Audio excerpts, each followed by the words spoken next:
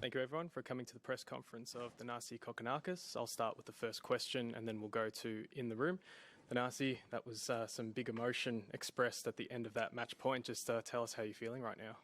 Yeah, over the moon, just unbelievable feeling to get in front of that crowd again, and that roar, that atmosphere, they really willed me on, and like they've done so much throughout the years, incredible emotions and memories there, and yeah, to play in front of them, and it was tough. I wasn't sure if I was going to get to the start line, but wasn't sure if I'd be able to finish the match. But they were incredible, and yeah, wanted to do it as much for them.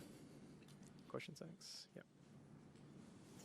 Can you explain to us a little bit about what your injury, the latest one, is, and if it's anything serious? Yeah, I had a few things going on, obviously, from Adelaide, just an injury that I've struggled with for many years, and then picked up something.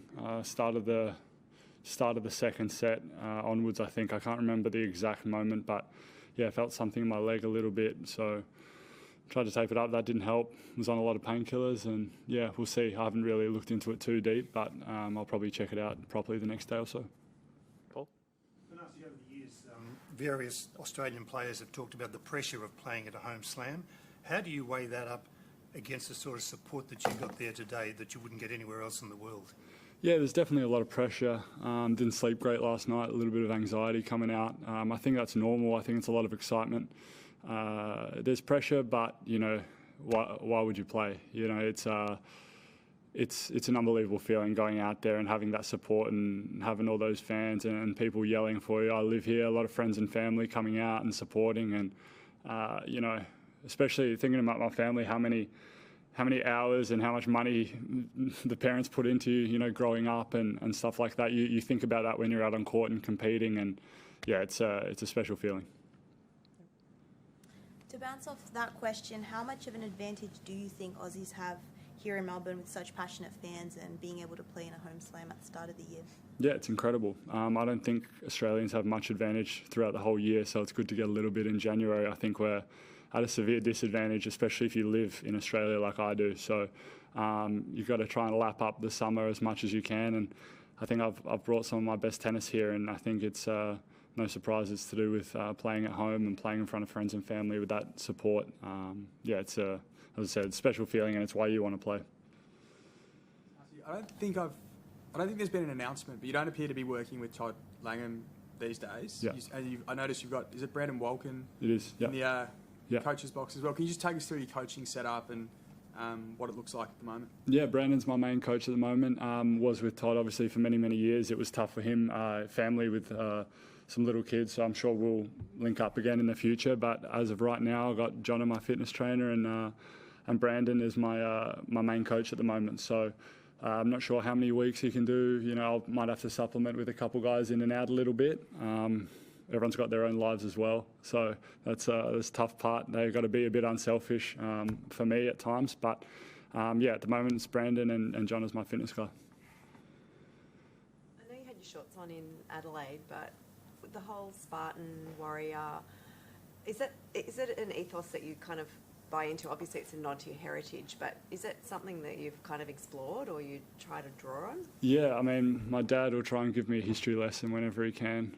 He's very passionate about that stuff, so I just thought it was a cool cotton on design that they came up with. You know, they're very popular, a lot of people like them, and I think it's kind of shown a little bit in my tennis throughout the years and my story a little bit, like to compete, like to fight, and you know, when you're feeling niggles or stuff that's not quite feeling 100%, you know, you've got to try and compete and bring it out there. How do you feel your preparation was coming into this tournament? Because there was some commentary from Todd Woodbridge this morning that suggested maybe you shouldn't have played some of those challenges and exhibition matches at the end of last year. Yeah, I mean, that's fine. It's trying to make a good living as well. That's why he's trying to host every game show there is under the sun. So it's, you know, we're trying to make a living as much as he is. You know, unfortunately for ATP sometimes if you make a semi-final of a 250 event, you don't get as much as what you would playing an exhibition. I've been pretty vocal that the season's too long, but sometimes you've got to weigh up your options as far as, you know, trying to do what's best for your career and best for the ranking. So it's a tricky one. Obviously it's a lot less stress on my body, a lot less stress mentally, and you know, I missed a lot of years and a lot of money not playing with injuries and whatnot. So if I have opportunities that come up, Laver Cup's an incredible opportunity that I couldn't turn down.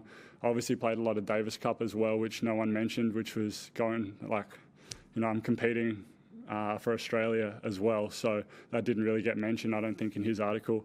And also just, it's tough when people comment when they have no idea the injury or what sort of, tennis I'm playing through. I haven't lost this year.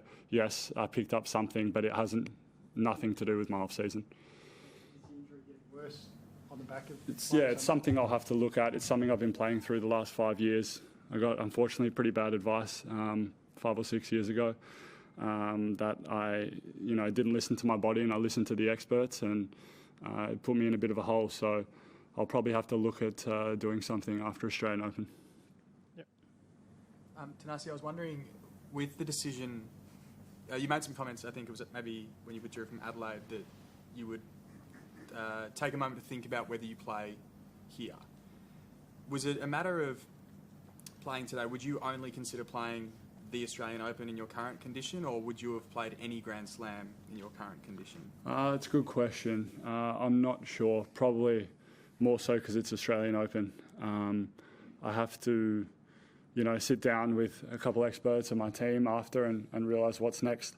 Because at the moment I feel like I have a level that I'm not able to reach as far as consistency in tournaments go and matches. I know my tennis is there. I think I've proven that enough, but there's a limit sometimes on what I feel I can achieve as far as tournaments week in, week out, and that's body related more than anything. So I'll probably need to look at options to potentially give me a way to explore what I think my ranking can be. Scott? Thanasi, can we check what you're doing with doubles, or is that the case of wait and see how both you and Nick pull up? Yeah, I mean, it's going to wait and see, but we've been talking every day. He's been asking me, are you sure you want to play doubles? Like, are you sure you're in? And I said yes. Unless my arms are kind of falling off the bone, I'm going to try and get out there, and I think we owe it to the public a little bit. The support they showed for us and how much they love when we play and get out there. I think we're going to try and give it a run, no matter how he's feeling or how I'm feeling. Obviously, we don't want to do any serious damage to ourselves, but we'll see how we go. Can I just ask about your next opponent, like what your thoughts are on taking on Jack Draper? Yeah, great player. Obviously, come and had a very good year.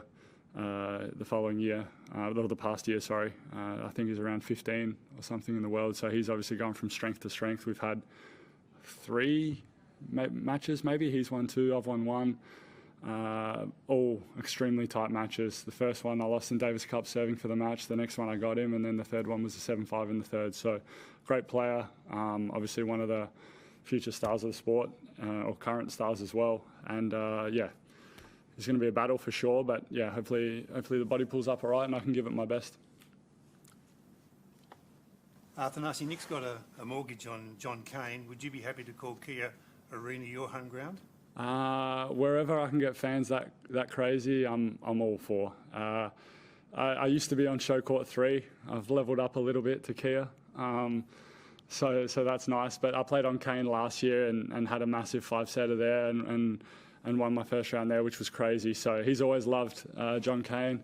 I'm kind of, I'm second fiddle at times so when he plays, and deservedly so. He's had some great matches on that court. But yeah, we played doubles on Kia, and Kia was a lot of fun today for sure. Great. Thanks, everyone. Sweet. Thanks.